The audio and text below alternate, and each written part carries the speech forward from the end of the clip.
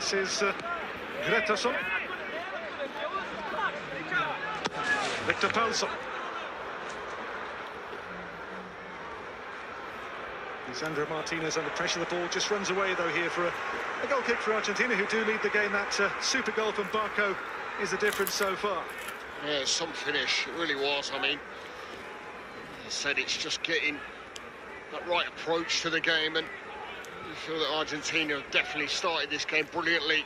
Lots of energy, enthusiasm, trying to get the ball into them forward areas where they know that that's where all the danger's at. Haraldsson with the ball given away. Now the break is on here for Argentina. It's Flaco Lopez on here to Nico Paz. What can they work here? Pushed away, but not too far clear. Comes back out to Barco again for Argentina. And the ball should here run to the goalkeeper. I mean, just look how quickly they break there, and that's just from a giveaway again from Iceland. And then the quick turnover, that high press. I mean, just look at Argentina bombing forward. Very clever, little interchange, passing movements. I mean, that strike there, it's not got an awful lot of power. Wilson just parries it away, but another chance, really, you would say, for Argentina to go 2-0 up. Olafsson is the number 2 goalkeeper. There is Gretarsson for Iceland. His last game was in Tokyo at the end of May, lost to Japan with a very late goal, 1-0 in the National Stadium in Tokyo. They are World Cup non-qualifiers. Didn't make the playoffs even for the World Cup this time, Iceland.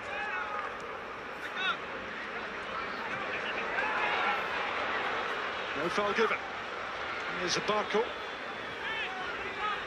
Little give and go here. Medina. Palacios on here to Flaco Lopez. And his first start for Argentina here, the number 21 from Palmeiras in Brazil. Flaco Lopez. There's Lopez again on the chest. Sets up the shot. This one's blocked away by Iceland. Tell you what goal that would have been. I mean, that was outstanding passing movement.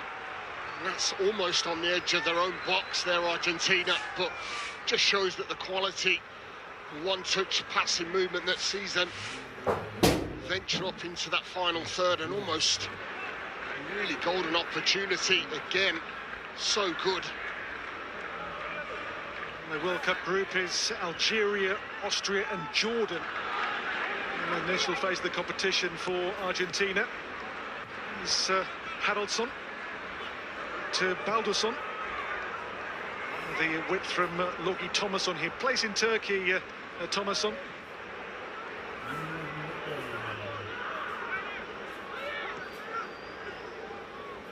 Baldursson for ex-Plymouth man Victor Palsson. Ellertsson, who did miss that big chance at 0-0, hammered away by goalkeeper Rulli. He'll be the number 3 into the World Cup, you feel, the current Marseille goalkeeper, Hieronymo Rulli. This weekend they gave a cap to Juan Musso of Atletico Madrid. With Dibu Martinez still nursing an injured finger from the Europa League final for Aston Villa.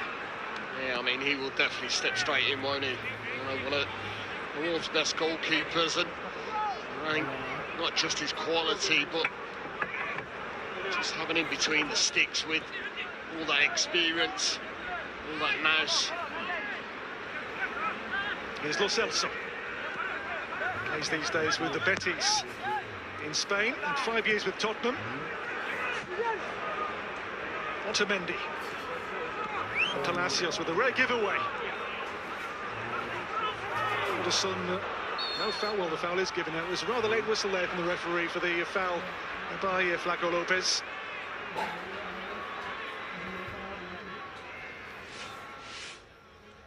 It was definitely a rash challenge, wasn't it? There's no doubt of that from Lopez. He does leave his calling card there. Anderson's free kick here for Iceland then. Takes it short to Hodo Magnusson.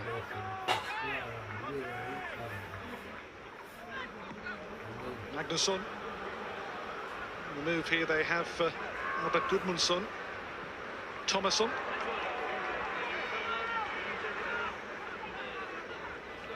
The reigning world and back-to-back winners of the Copa America, Argentina. As I say, that almost a club squad ethos put in there by Scaloni. They are a team who, it's a very consistent, a squad which rarely changes too much. I don't think it does have to, really, does it? I mean, we touch on a fantastic squad they've got, but I think, listen, when you know that you've got a starting 11 that you don't really have to tweak and do an awful lot to, listen, that speaks volumes of why and what they've achieved as a nation. It's always good to have a different identity, and we're seeing that today, aren't we, with a hell of a lot of changes. When you look at the bench, how strong it is. You have to put them, Argentina, amongst the favourites for the World Cup, don't you? They are amongst that anyway. I was going to say, you look at the teams who are in that front-running pack, you look at France and Spain, obviously the world champions here. Do you see them this time as maybe a bit more relaxed, because now they've got Messi's World Cup? Yeah, I mean, listen, that was massive, wasn't it? I mean, to get that World Cup under his belt, and the style, and obviously being, you know, Messi, you know, it was absolutely massive for Argentina. There's no doubt of that, and it does, I think, relieve so much pressure. You know, you have to say that the pressure will probably lie on the likes of Spain and probably more so France. And you can throw England into that equation too. So, yes, I do feel it goes into their favour. Listen, from what I've seen, yet again this evening, you know, they are certainly a side that you cannot rule out. Here's Palacios into the feet of Barco. Sandro Martinez. Keeper Rulli in his 8th cap tonight. Her debut, though, was back in 2018. Medina. A trip against Håkon Haraldsson on Valentin Barco. Yeah, I'll tell you what, there's so much movement in that midfield area, and I mean, Palacios, massive for them. There's the main man. You can hear his face on the big screen. You heard the fans' reaction to seeing on the monitor. He comes on with a cap 199. Absolutely phenomenal. I mean, what a player. It's an unbelievable player he's been and continues to be so. The number of caps is outrageous, it really is. It's a Messi of moments now. He's not a player who can really control a game for the duration. He comes on and looks for that one set piece or that one killer pass. Yeah, well, he's always had that in his kit back, hasn't he? So, I think this is why the dimensions might change a little bit for Argentina, but you know that when he's called upon, it might be the latter stages of the game where you need something or someone to just unlock a door. You know that Messi's got that pass, or as you said, that maybe a free kick that he can just pull something different out of the bag.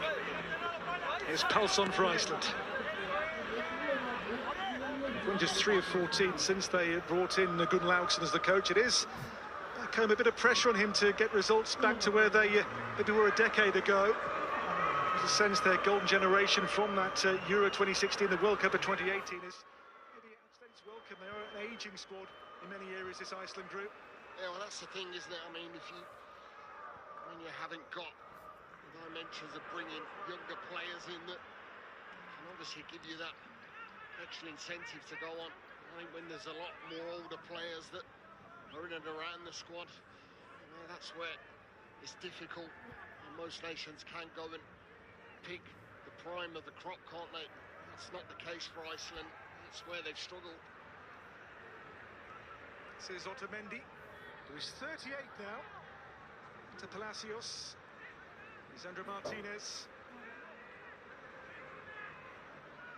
Otamendi for Giai. Had a tremendous game in that first start versus Honduras on Saturday. With Lopez at Palmeiras in Brazil currently. Away here by Rulli. Here's Giai into Lo Celso. Otamendi. And Medina can look to push on for Argentina. Ahead to Barco's on the move. Here's Ezequiel Palacios. into Nico Paz, who's clever and tricky. Lopez for Barco, and Palson clear. Tell you what, it looks really good when it's all put together. I mean, I did touch on that little bit of movement, even the fullbacks getting forward. Medina like to go and venture forward, knowing that Otamendi and Martinez are the protection back there, but in that midfield area,